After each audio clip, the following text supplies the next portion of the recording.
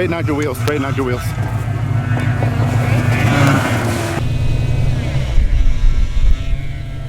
I don't think this is gonna work. Hey everybody, thanks for tuning in. It's time for another tire review. This time we're checking out these Goodyear Wrangler Duratracs. Okay, so the first thing I noticed about these tires was obviously the tread. It is absolutely monstrous. If you look at these shoulder blocks, you'll notice that they are just really big. Lots of space in between for the tires to get into whatever kind of terrain you're in so that they can grab a hold of any kind of dirt, mud, snow, or any kind of loose terrain that you might be in. And another nice feature about the tread on these tires is if you look at the tread design on there, although you've got these big shoulder blocks on the sides here, you've got a much tighter tread pattern or design here in the center. And what that's going to do is going to give you smooth on-road handling, and also is going to cut back on that road noise or that drone that you hear when you're driving at highway speeds.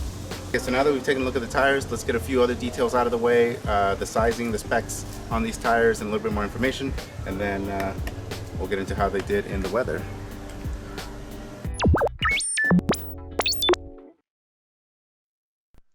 Okay, so like I said, we got the Goodyear Wrangler Duratracs. This particular set is a size 315/75 R16s. I am running them on my 92 Ford Bronco XLT. It does have the 5.0 V8 and four-wheel drive. These tires are obviously all-terrain tires, although they have kind of a hybrid type design, and they do have the 3-peak mountain snowflake rating, so they're good to go for severe snow service. Taking a closer look inside, in between the treads, you'll see a pattern, almost like a 3D pattern. And what these are called are stone ejectors. They're there really just to keep the tire clean and keep any kind of debris or gunk from settling inside the tire, so that you can keep the tread clean and really utilize your tire. Okay, so here was the situation with these tires and with the Bronco. It was a dead of winter, and I was out getting more footage for the Yokohama Geolander tire review video in my Pathfinder, and I was up in the mountains. Everything seemed to be going well until I got high centered on a bunch of snow and I couldn't get the Pathfinder out. So I had to leave it, get off the mountain, which means I had to go back and get it. And the only thing I had available was the Bronco, right? The problem is the Bronco is not very healthy right now. It's making a lot of noises, it doesn't have a ton of power, and it's just not really, it's just not in very good shape. But I didn't really have much of a choice. The good news is that I just got done putting on these tires, and I figured what better time to do a review than a rescue mission, right? I remember it like it was just yesterday.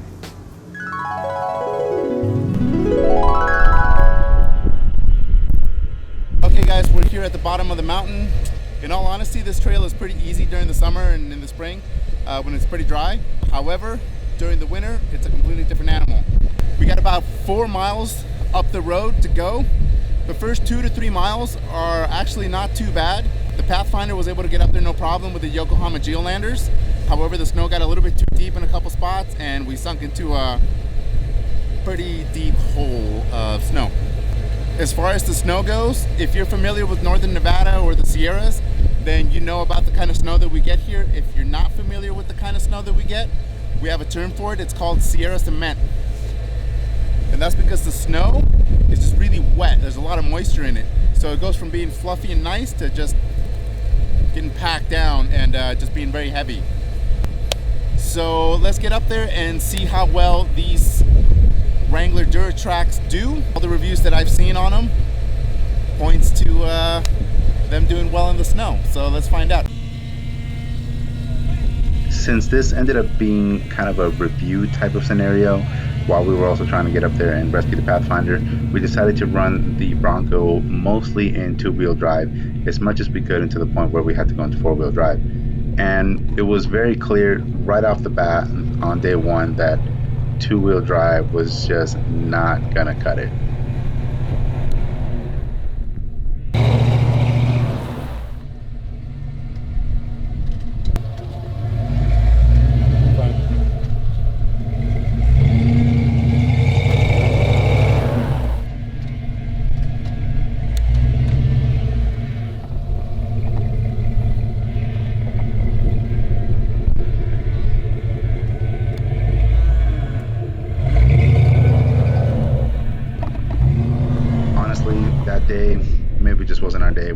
get much further up the hill in four-wheel drive.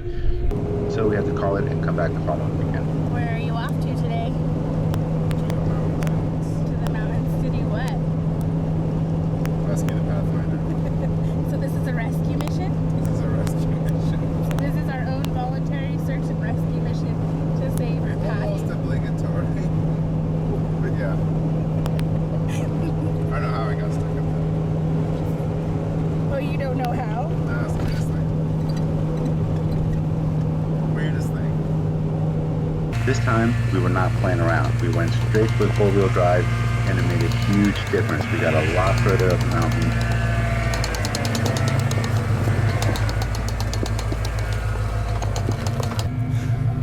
We made it! Well, we made it over that first hill.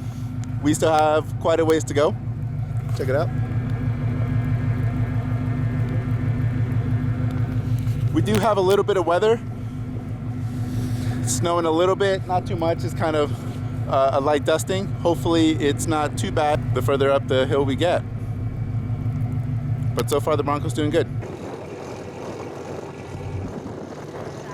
As we were heading up the mountain, we were getting a little closer and closer to our destination. We ran into some of the locals coming back down from the mountain. What's up, guys? Howdy. Hey, how bad is it up there? Pretty bad. Is it? Yeah, you're not going to get much further than you are. The warnings, we decided to soldier on.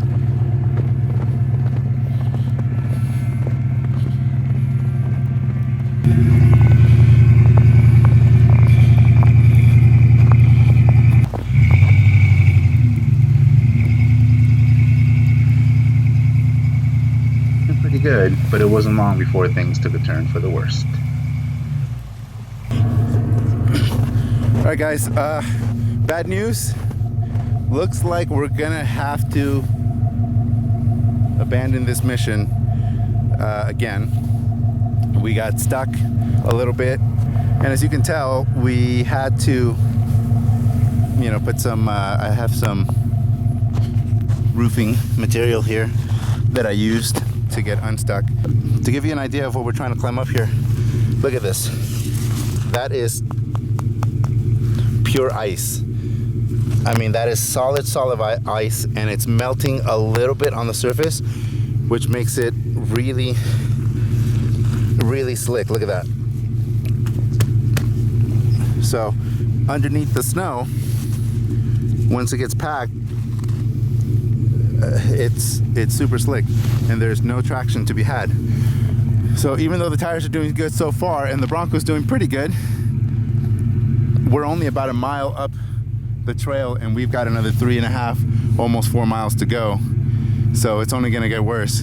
So I'm gonna have to call it for today and wait for some of this to melt and try it again next week. The weekends came and went, and with each one, it seemed like it brought a whole new storm.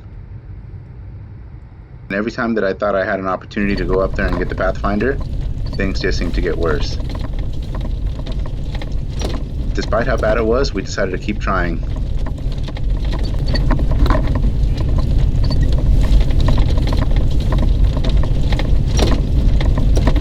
Although each time we had pretty mixed results.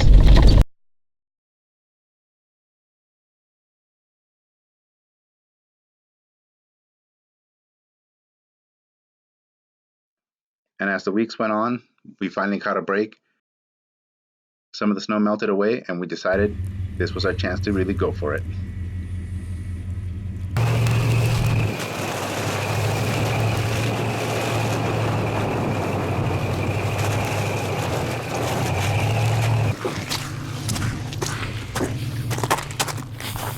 Ooh. This is gonna be a little tricky. Now that the snow was gone, it left behind a whole lot of mud. And with that came its own set of challenges. Although the truck was slipping quite a bit, you could definitely feel that the tires were utilizing whatever kind of grip they can get in the snow and in the dirt to get as much grip as they possibly could. Go, go, go.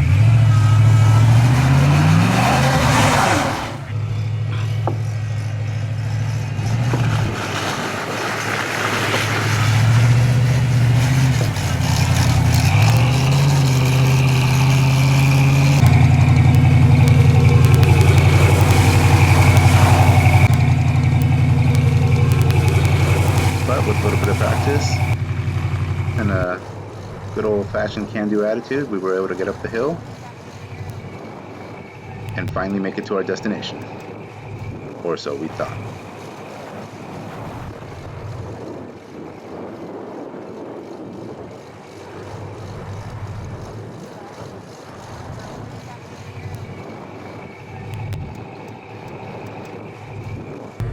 We decided to finish off the last little bit of the excursion on foot so that we can get to the Pathfinder and get it out. We've got roughly 11 feet to work with here, and it's all super slick. And even though those tires seem to be gripping pretty well, in two-wheel drive, they might as well be drag radials. I mean, I'm getting no grip at all. Just the conditions are just too slick. After almost 2 months and 7 different attempts to try to get up the hill, we were finally able to get the Pathfinder. The tires did well, the Bronco did well, but everything is kind of all things considering type of thing. We lost four-wheel drive. It felt like sometimes it would engage and sometimes it wasn't.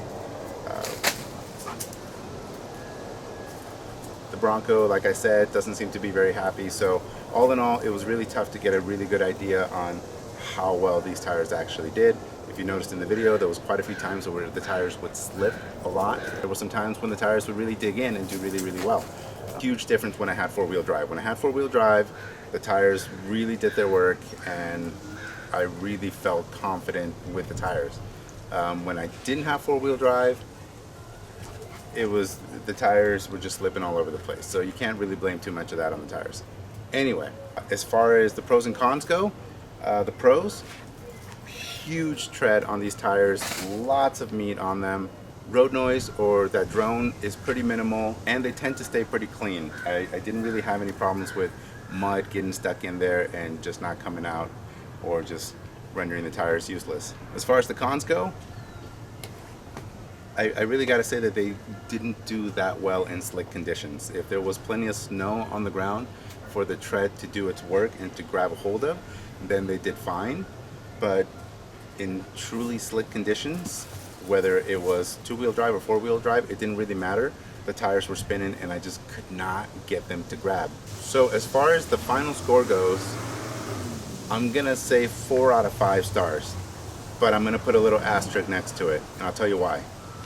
Looking at how well the Yokohama Geolanders did on an older Nissan Pathfinder, by comparison, I struggled to get a mile up the hill with these tires in the Bronco versus 4.5, almost 5 miles in the Nissan Pathfinder. I know it's not apples to apples, we're talking about two completely different vehicles, but really if you look at it, one rig got me 4.5, 5 miles up the hill to the point where I got stuck, and another one struggled just to get 1 mile up the hill. So I really have to take that into consideration. But I'm going to continue to run these tires. I'll do follow-up videos and I'll do updates on it as well. So that score could go up, it could go down, hard to say, but really a 4 out of 5 is a great score either way. Now would be a good time to hit that subscribe button. If you like the video, hit that like button, and I guess I'll see you guys in the next video. Thanks for watching.